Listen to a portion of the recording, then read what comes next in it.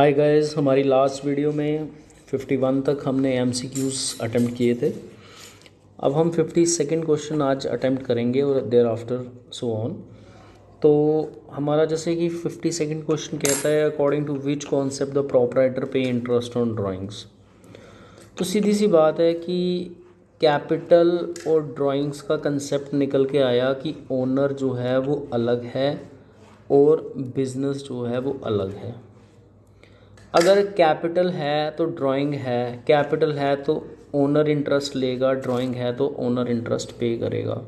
This is the concept. But basic बात ये है कि ओनर और बिजनेस डिफरेंट हैं, डिस्टिंक्ट हैं। और ओनर ने जो पैसा बिजनेस में इन्वेस्ट किया है उसको कैपिटल कहते हैं। जो ओनर से बिजनेस से पैसा वापस निकाला तो उसको ड्राइंग्स कहते हैं। ऐसा हमें समझाता है एंटिटी कॉन्सेप्ट। नेक्स्ट कहता है cash account is cash is what is a person, expense income और my asset is my asset, hence answer is your a real account. Capital is a internal liability, external, internal as well as external, none of these. तो obvious सी बात है internal liability का part बनेगा। Which of the following will be recorded in the books of accounts. कहता है which of the following is recorded in the books of accounts. तो पहला आ जाता है payment of salary, sales of goods, purchase of goods, all of the above.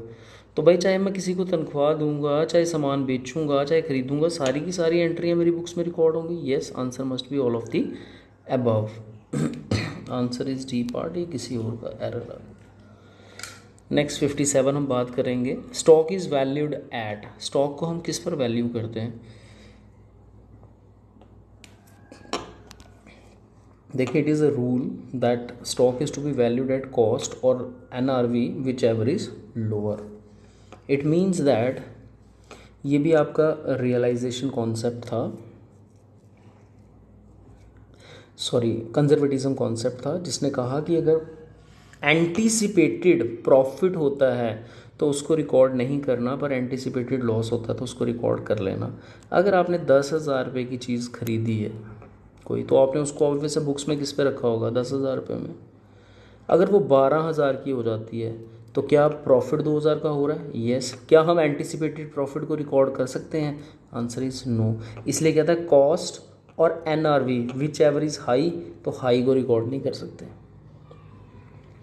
लेकिन अगर हमारी मार्केट की कॉस्ट 8,000 हो गई है, पहले 10,000 थी, तो क्या ये एंटीसिपेटेड लॉस होने वाला 2,000 का? येस। तो हमें एंटीसिपेटेड लॉसेस को रिकॉर्ड कर देना है as per the conservatism concept या प्रूडेंस कॉन्सेप्ट। इसलिए कहता है स्टॉक को वैल्यू किया जाता है या तो कॉस्ट पर या तो NRV पर, which ever is lower. Answer is a part. Which of the following is not a fixed asset. दोनों में से कौन सा फिक्स्ड एसेट नहीं है? बिल्डिंग फिक्स्ड है, गुडविल फिक्स्ड है, प्लांट एंड मशीनरी फिक्स है। Balance with bank, bank balance basically random change होता रहता है। आज मैंने विड्रॉ करवा लिया, कल मैंने जमा करवा लिया। सर बैंक में अगर FD करवाई हो, अगर FD करवाई हो तो यहाँ लिखा होगा fixed, that is fixed deposit लिखा होगा। बैलेंस विद बैंक नहीं लिखा होगा। अगर बैलेंस विद बैंक है, it is always be my current asset. Out of the following asset which one is not an intangible. तो इंटेंजिबल मैंने बताया था goodwill, trademark, patent, copyright.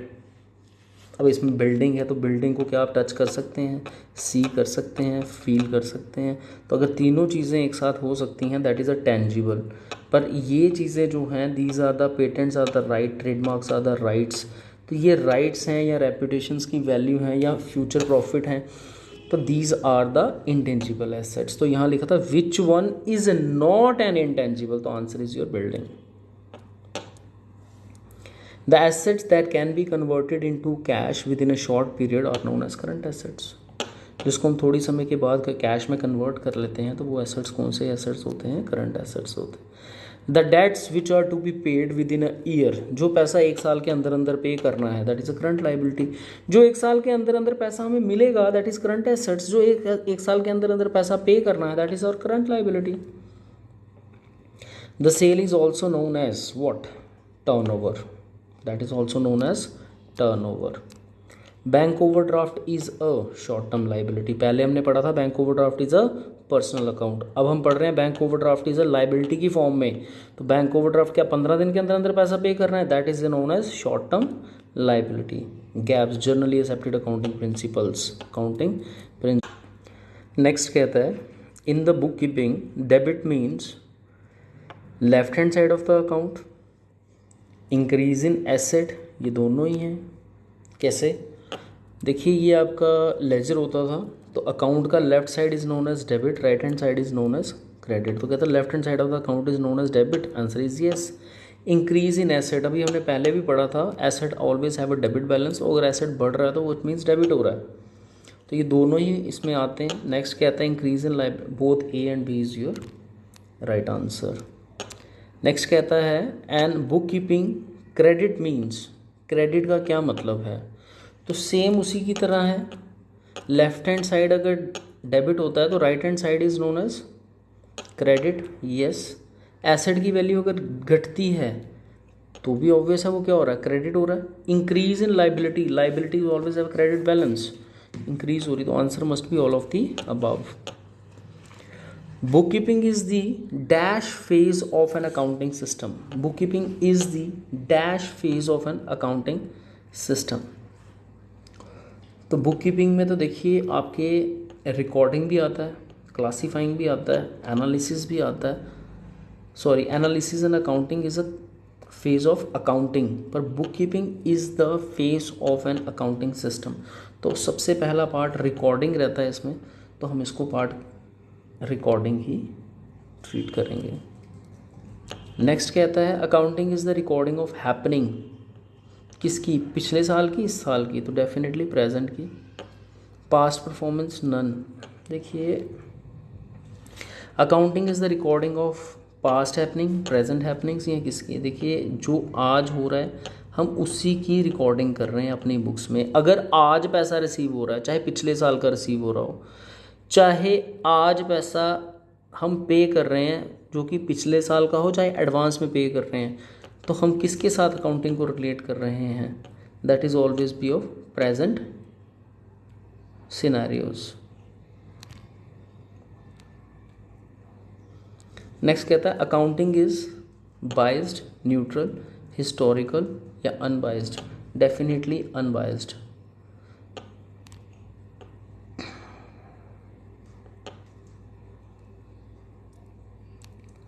Next कहता है accounting has been refer to as the dash of business, accounting refer to as the dash of business, book keeping of business, recording of business, blood of business, language, answer must be language of business.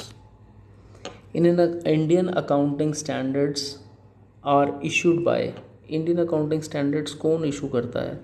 देखिए issues को institute of chartered accountant of India ही करता है, बाद में approval हमें लेना पड़ता है। Book keeping is a dash stage in accounting, तो प्राइमरी स्टेज इन अकाउंटिंग। अब बात करता है ₹5000 paid as a rent of office premises is an transaction, event या बोथ या नन ऑफ दीज? तो answer is your transaction. What is the meaning of transaction? What is the meaning of event? Event होता है happening of किसी भी event की occurrence या किसी भी चीज़ का जिसके अंदर फाइनेंशियल ट्रांजैक्शंस का लेन देन ना हो, जिसका effect may be in future हो पर आज की डेट में ना हो, but transactions are the calculated on the basis of money at present. Like the same way 5000 paid as a rent of the office premises, तो ऑफिस premises के लिए मैंने 5000 रुपये पे किया, that is a transaction. Which of the following is not N tangible asset, इनमें से कौन सी चीज़ टेंजिबल एसेट नहीं है? तो टेंजिबल किसको बोलते हैं? जिसको हम देख सकें, टच कर सकें, फील कर सकें। इनमें से सिर्फ एक गुडविल है जो कि इनटेंजिबल है, बाकी मोटर कार को भी हम देख सकते हैं, टच कर सकते हैं, फील कर सकते हैं, same as stock, same as building. तो आंसर मस्ट बी गुडविल। यहाँ पर आप एडिट कर लीजिएगा, there are certain errors. Trade discount is, trade discount किसको कहा जाता है? Allowed at the time of receiving payment, allowed at the time of sale of goods, allowed in the case in all the cases. सीधी सी बात है, trade discount to promote the sale दिया जाता है, कैश डिस्काउंट दिया जाता है eight the time of receiving payments. जो अगर हम पैसा लेंगे इंस्टेंटली तो हम देंगे, तो trade discount is the part B, allowed at the time of sale of goods. Working capital is a first part, current asset minus current liability is known as working capital.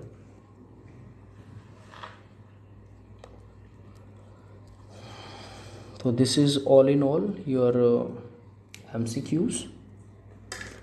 ये आपके chapter first से relate करते थे सारे के सारे questions, तो हमने इसको डिस्कस किया। फिर भी अगर किसी डाउट रहेगा, यू कैन क्वेरी इन और system. Thank you so much.